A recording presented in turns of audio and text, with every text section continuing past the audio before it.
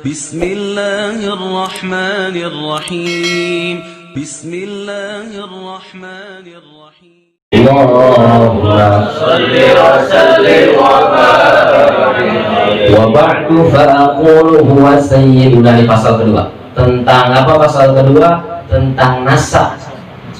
Tentang keturunan. Nabi ini punya bapak siapa, punya engkong siapa, sampai kepada nasabnya ke siapa, dan apakah nasab Nabi semuanya itu jelas menurut riwayat ataukah ada perbedaan di antara ulama. Wa ba'du. Kenapa dibaca ba'du? Kalau ada kalimat wa ba'du padahal dia zarab, enggak dibaca wa ba'da, berarti ada mudhof ilaih yang dibuang. Wa ba'dal hamdi was salati ala nabi, begitu aslinya. Dan setelah pujian dan sholawat kepada Nabi, karena hamdi dan sholati ala nabinya nggak ditulis, langsung diganti dengan dhammah wa ba'du, gitu terus. Wa ba'du.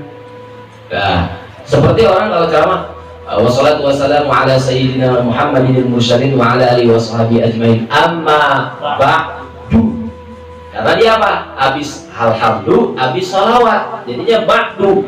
Aslinya amma ba'dal hamdi wassalati ala nabi. Gak paham nahu ya? Ya pokoknya dengerin aja. Gak paham gitu. Mari. فأقول هو سيدنا محمد بن عبد الله بن عبد المطلب واسمه شيبة الحمد حمدت خصاله السنية. Nama Nabi Muhammad bin Abdullah bin Abdul Muttalib. Abdul Muttalib kakeknya punya nama aslinya Syaibah. Syaibatul Hamdi nama aslinya. Syaibatul Hamdi. Boleh punya anak perempuan. Ya, kemarin siapa yang minta anak ya? Ustaz Taufik. Udah? Belum? Cewek doang baru. Oh, cewek doang. Ya. Sekarang lagi lahiran. Amin. Lagi apa? Kadung. Laki atau perempuan? Belum. Nah, Syaibatul Hamdi ini nama laki-laki.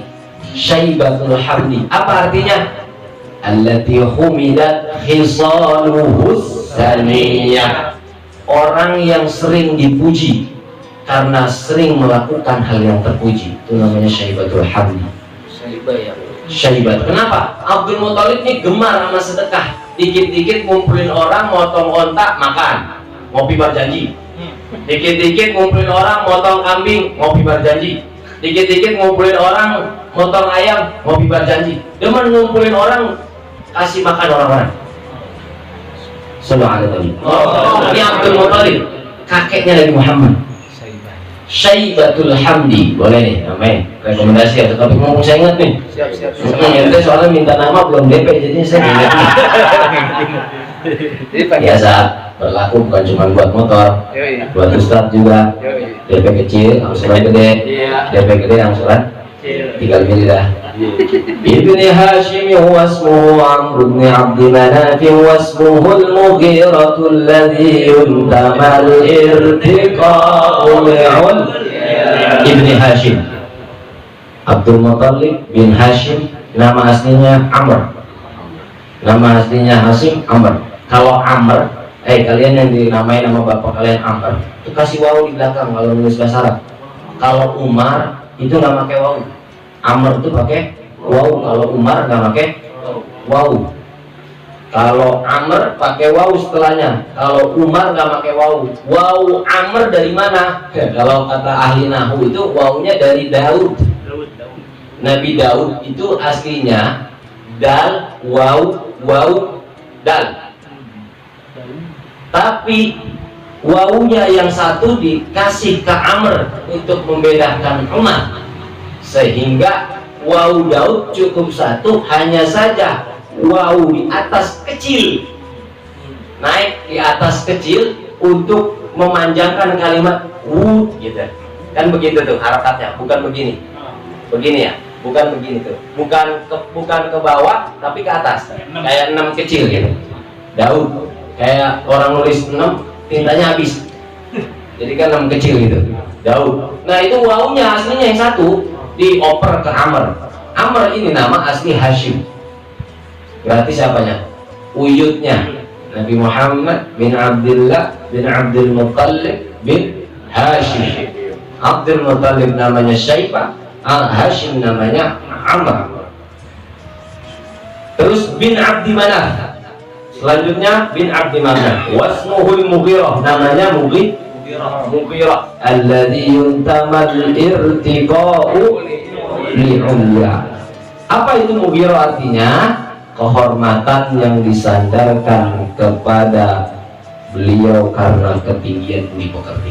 Jadi kalau orang yang dinamai Mughirah itu adalah artinya kehormatan yang tertinggi. Dulu sahabat Nabi yang tadinya perang atau menjadi pimpinan kafir Quraisy namanya Walid bin Mughirah. Walid bin ada Khalid bin Walid, ada Walid bin Mughirah. Al-Mughirah artinya kehormatan yang tertinggi. Buat laki atau perempuan? Laki. Ada taknya Ustaz. Tak enggak selalunya buat perempuan, tak bisa buat laki. Tolha itu artinya Abu Hurairah, ada taknya tapi buat laki. Abu Hurairah, Tolha, kemudian juga Mughirah, Syu'bah, ya, Imam Hafiz punya murid namanya riwayat yang kita baca itu Hafiz an Asim. Imam Asim punya dua murid yang jadi dan periwayatannya masuk dalam kategori qiraat sab'ah. Satu Imam Hafiz, yang kedua Imam Syu'bah. Namanya Syu'bah, laki-laki bukan? Laki-laki Syu'bah. Satu Imam Hafiz, dua Syu'bah. Yang kita baca Hafiz. Ada qiraat yang sahihah juga atau mutawatirah juga, itu namanya qiraat Syu'bah an Asim. Sama imamnya Asim, Syu'bah. Ya. Kalau Rudi laki-laki, Rudi ya. Radiyah. Ibni Qusay wasmuhu mujammi'un summiya bi Qusay litaqasihi fi biladi Quda'atal Khasiyah. Kakek selanjutnya setelah Abdul Manaf itu adalah Qusay. Qusay ini artinya apa? Orang yang demen jalan-jalan, traveling. Sekarang orang juga traveling. Orang yang demen jalan-jalan namanya Qusay. Ya kan? Misalnya Bang Rusman demen jalan-jalan, Rusman Qusay. Ganti jangan Tateng Milano, Rusman Qusay. Cakep tuh, cakep tuh. Boleh nasi kuning ini tuh. Nah, boleh nasi kuning jadi bisa. Iya. Rusman Qusay. Qusay itu adalah orang yang demen jalan-jalan. Dan ternyata engkongnya Nabi yang satu ini nurunin ke Nabi Muhammad, karena Nabi Muhammad masa mudanya demen jalan-jalan. Lagi masih kecil Nabi Muhammad, usia 7 sampai 12. Kemudian bahkan usia 12 sampai ke 25, itu Nabi Muhammad jalan rohala ila Syam. Kalau Anda baca kitab Khulasah Nurul Yakin, disebutin bab safaran Nabi, bab tentang perjalanan Nabi min Makkah ila Syam. Dari Mekah ke Syam ngapain? Berdagang. Mengembara Nabi dagang. Dan saya sudah convert hal itu di dalam map Mekah, Syam. Syam itu sekarang Syria. Kemudian Jakarta, Medan. Itu kurang lebih 1944 km. Jakarta Medan. Majlis Ar-Ruqaini malam ini saya tawarin, siapa yang berani tunjuk tangan. Besok saya kasih KMBHS untuk jalan cari kuda atau cari ontak dari Jakarta ke Medan. Bolak-balik ya, bukan jalan sampai sana.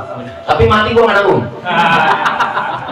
Cuman pulang masih bisa gua kasih KMBHS Jaguar 3.500.000. Roman-romannya anak muda kita nggak ada yang mengalahkan travelingnya Nabi Muhammad SAW.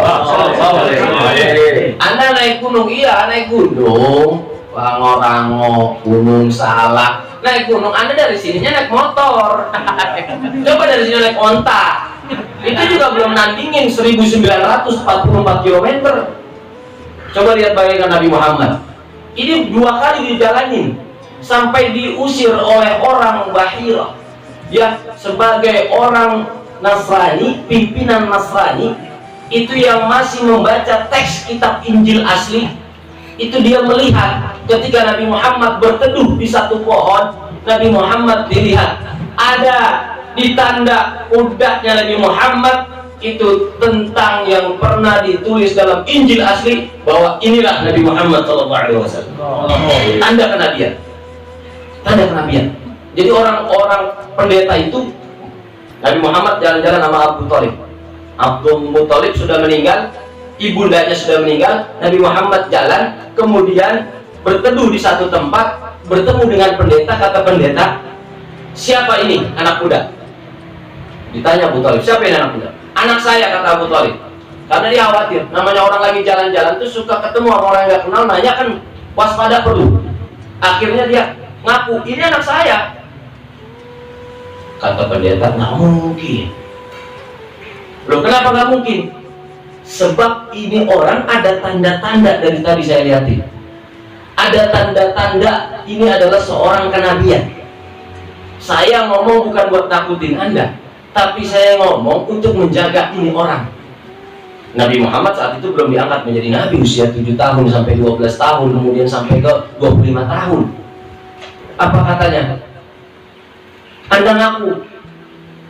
Terus kata Abu Thalib juga nggak percaya kalau dia punya ponakan yang bakalan jadi nabi terakhir daripada para nabi yang lain. Kata Abu Thalib, apa tanda-tandanya? Dari tadi dia jalan, di atas ada awan yang menjalani. Lagi jalan, di atas ada awan. Yuzilluhul ghamamah. Kalau dalam bahasa Maulid An-Tiba itu yuzilluhul ghamamah. Ditutupin sama awan lagi jalan. Terus apalagi tanda-tandanya? Di pundaknya ini ada tanda yang setiap orang kalau punya tanda itu pasti Nabi Muhammad SAW. Pasti Nabi. Nabi-nabi terdahulu itu punya tanda yang sama, dari Nabi Adam sampai Nabi Muhammad. Ini ada di dalam kitab Injil, tapi saya nggak percaya kalau Anda bapaknya, sebab dalam kitab Injil juga beliau ini lahir udah nggak punya bapak. Nah, ini yang sering disalawatin sama Bang Bakir. Baina katifaihi alamah, baina katifaihi alamah. Di ada pundaknya ada tanda bahwa ini seorang nabi. Ada ngaku aja. Gitu.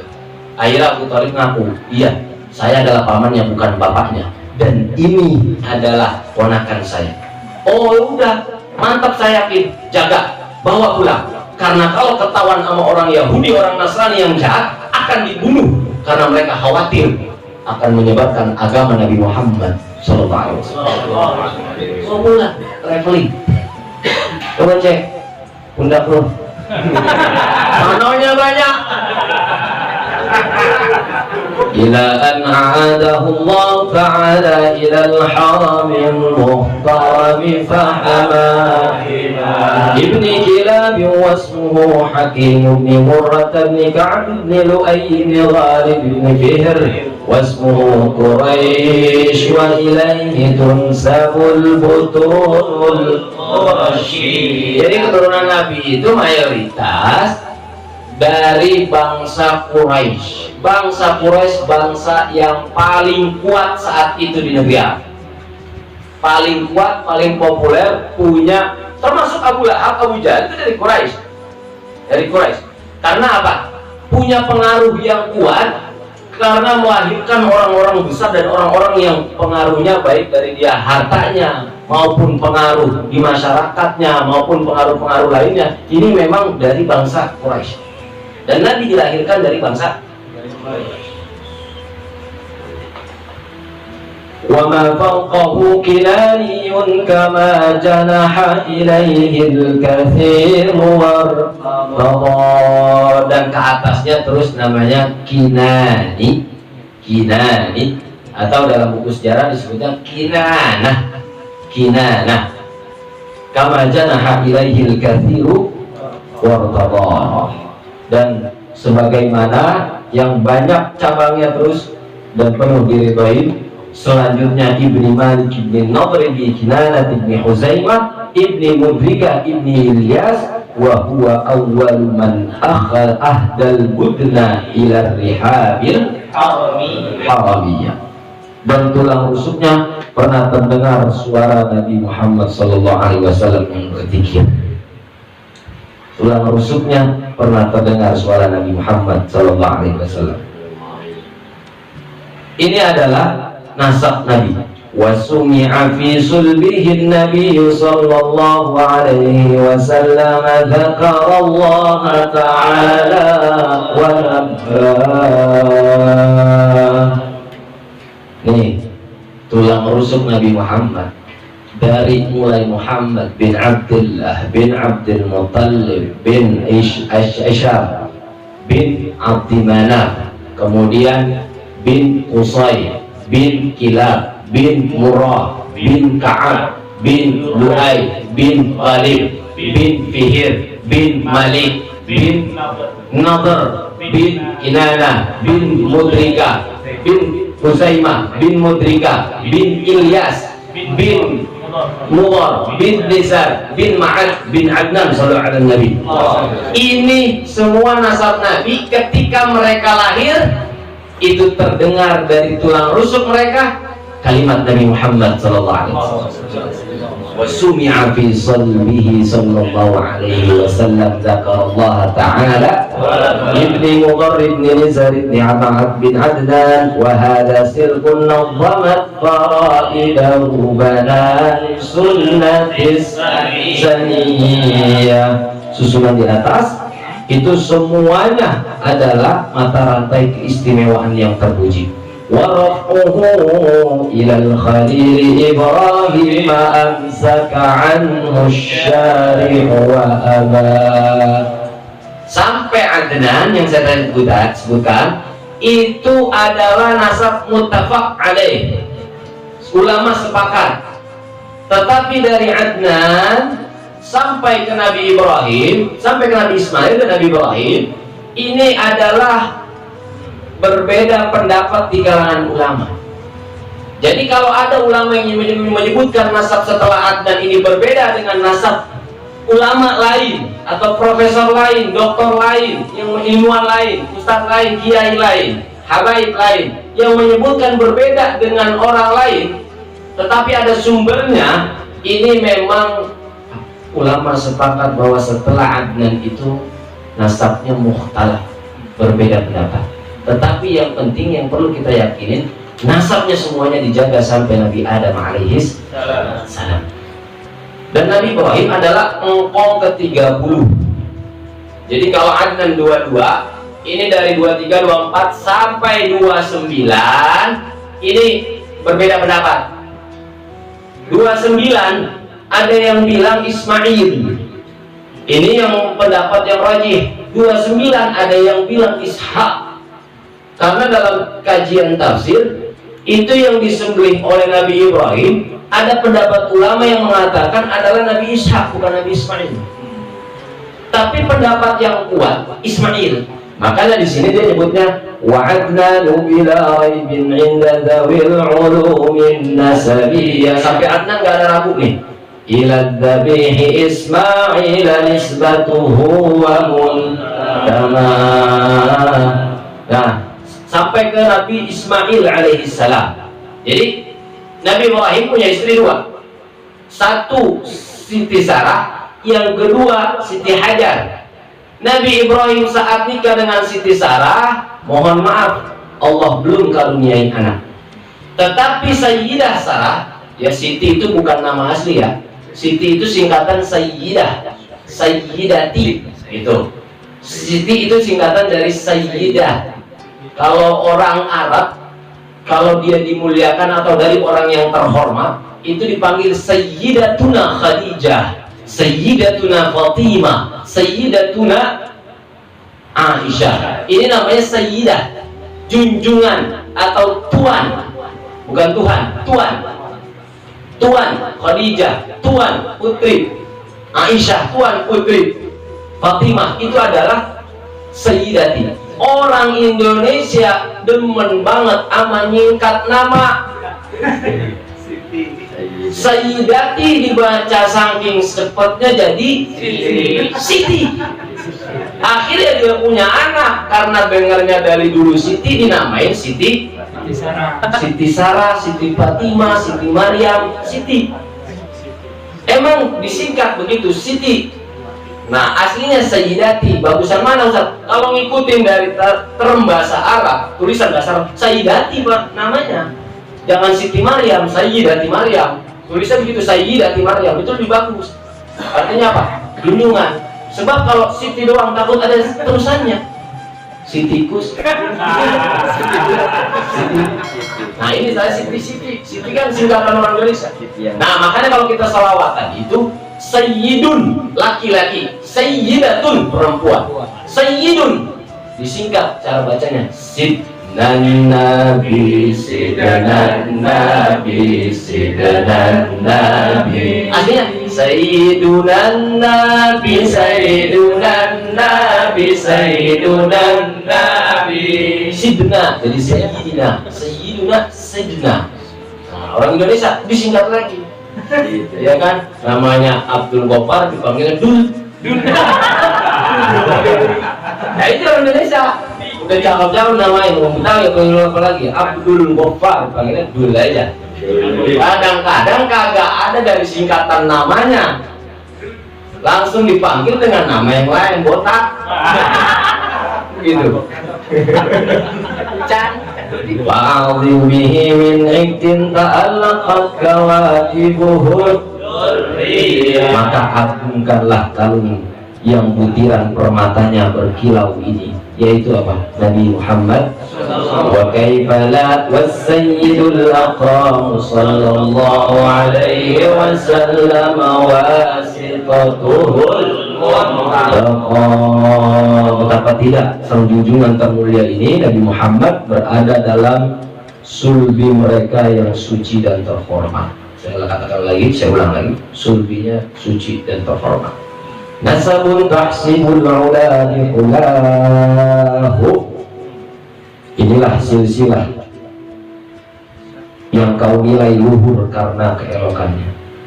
Qalladatha nujumahal zawjah. Untayan silsilah itu dirajut oleh bintang. Habba iddu sodatin wa fakharin. Alangkah indah untayan silsilah mulia dan membanggakan.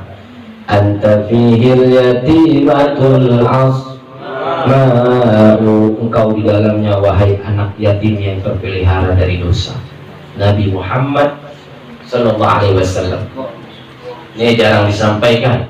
Walaupun maulid kita udah bertahun-tahun nggak pernah ngaji berjanji, ya kan? Pernah nggak ngaji berjanji?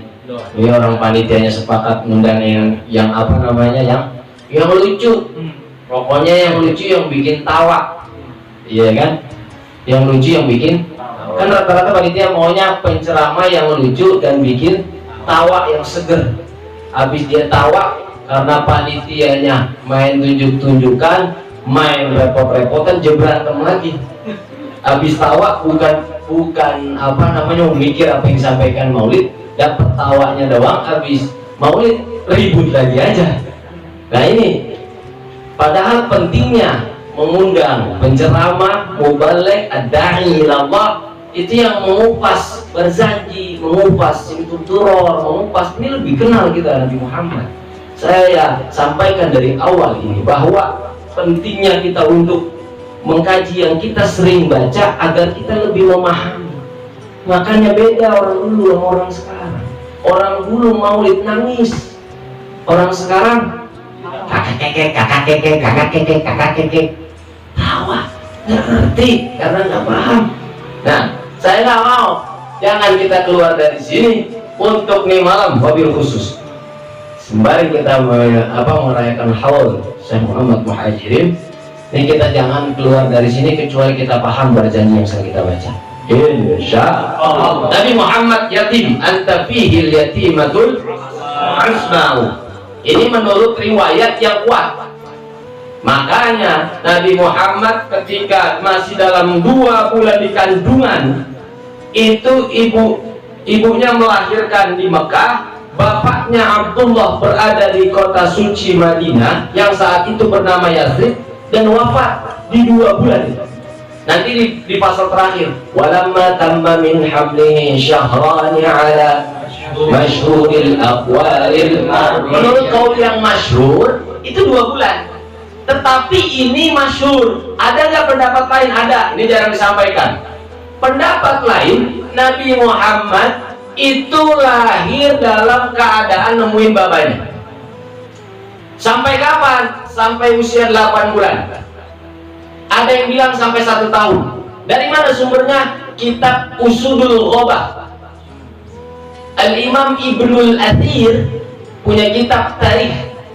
Itu menjelaskan ada ulama berpendapat bahwa Nabi Muhammad ketika lahir masih menemukan ayahandanya. Ini juga pendapat untuk menguatkan yang dikutip oleh Al-Imam An-Nawawi, Syekh Nawawi Al-Bantani dalam kitab Syarah Aqidatul Awam. Beliau jelaskan Allah itu melalui kuasanya menghidupkan kembali ibundanya dan bapaknya Nabi Muhammad untuk diimankan dan masuk ke dalam agama Islam. Sallallahu alaihi. Ini kutipan Syekh Nawawi Al-Bantan dalam kitab Syarah Aqidatul Awam. Saya lagi nulis Syarah Aqidatul Awam, baru 8 bait saya syarahkan menggunakan bahasa Arab.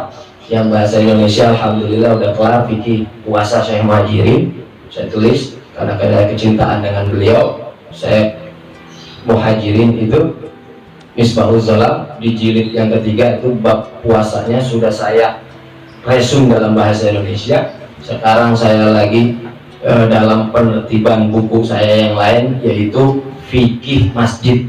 Saya merasa tahadus bin nikmah sekaligus mengingatkan kepada diri saya bahwa menjadi pengurus masjid, menjadi pengurus musola itu biar nggak gampang berantem harus tahu ahkamul masjid, hukum-hukum masjid. Udah saya kumpulin 40, doain dalam keadaan diedit, mudah-mudahan bulan Januari bisa launching.